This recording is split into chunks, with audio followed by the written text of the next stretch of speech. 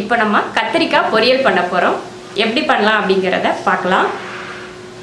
கத்திரிக்காய் பொரியல் பண்ணுறதுக்கு 300 கிராம் கத்திரிக்காய் எடுத்திருக்கேன்.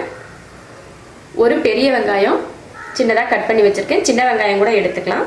நான் பெரிய வெங்காயம் எடுத்திருக்கேன் ஒன்று. கருவேப்பிலை, பச்சை மிளகாய் 4 எடுத்திருக்கேன். நம்ம காரத்தை பொறுத்து மிளகாய் அதிகம் கம்மி சேர்த்துக்கலாம்.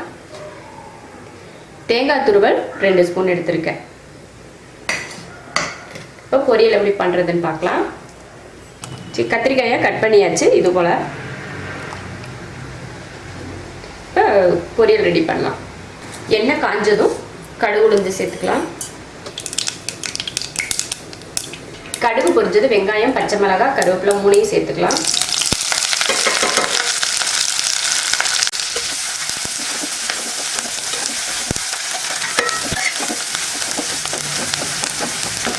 போதும் இந்த அளவுக்கு வதக்குனது. அடுத்து கத்திரிக்காய் சேர்த்துக்கலாம்.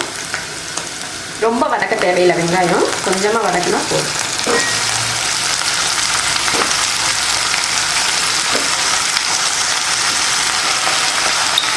காய்க்கு தேவையான உப்பு,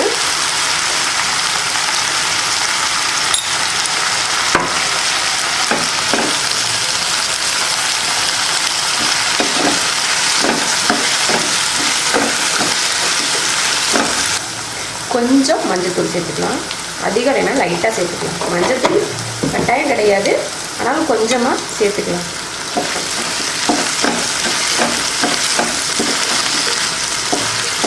அவ்வளோதான், நல்லா கலந்து விட்டாச்சு.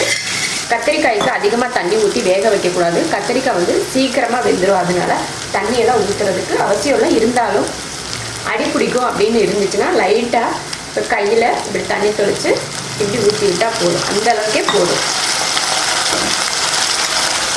இப்போ அடுப்பை கொஞ்சம் சிம்மில் வச்சு மூடி வச்சிடலாம்.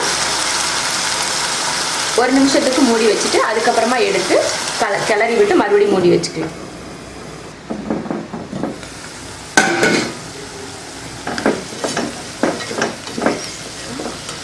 பாதி அளவுக்கு காய் வெந்துருச்சு. இனி லைட்டாக வெந்தால் போதும். ரொம்ப குழைய விடாமல் கத்திரிக்காயை இப்படி தான் வேக வைக்கணும். தண்ணி அதிகமாக ஊற்றி வேக வைக்கக்கூடாது. அந்த எண்ணெயிலேயே வேகிற மாதிரி நம்ம அப்பப்போ கலந்து விட்டுட்டே இருந்தோம்னா அது வெந்துடும். சூட்டுலேயே கத்திரிக்காய் வேகும். மறுபடியும் 1 நிமிஷம் மூடி வச்சிடலாம்.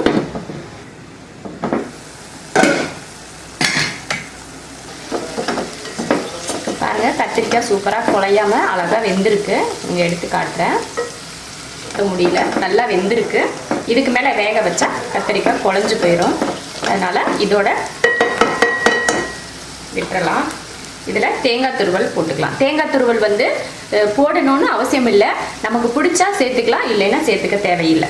நான் கொஞ்சமாக தேங்காய் துருவல் சேர்த்துக்கிறேன். இப்போ அடுப்பு ஆஃப் பண்ணிடலாம்.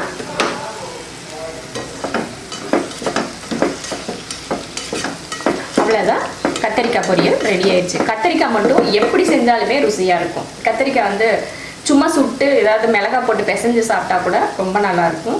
இதில் மிளகாத்தூள் போட்டுக்கலாம், மசாலா பொடி போட்டுக்கலாம், புளி ஊற்றி கூட கரைச்சி ஊற்றலாம். எந்த மாதிரி கத்திரிக்காய் பொரியல் எப்படி செஞ்சாலுமே நல்லாயிருக்கும். அது அந்த அளவுக்கு கத்திரிக்காய் ருசியான ஒரு காய். இதே மாதிரி கத்திரிக்காய் பொரியல் செஞ்சு பாருங்கள், ரொம்ப நல்லாயிருக்கும். ரசம் மட்டும் வச்சுட்டு இந்த கத்திரிக்காய் செஞ்சு சாப்பிட்டா கூட ரொம்ப நல்லாயிருக்கும். பிடிச்சிருந்தா லைக் பண்ணுங்கள். மற்றவங்களும் பார்க்கணுன்னு நினச்சா ஷேர் பண்ணுங்கள். மறக்காமல் சப்ஸ்கிரைப் பண்ணுங்கள். நன்றி.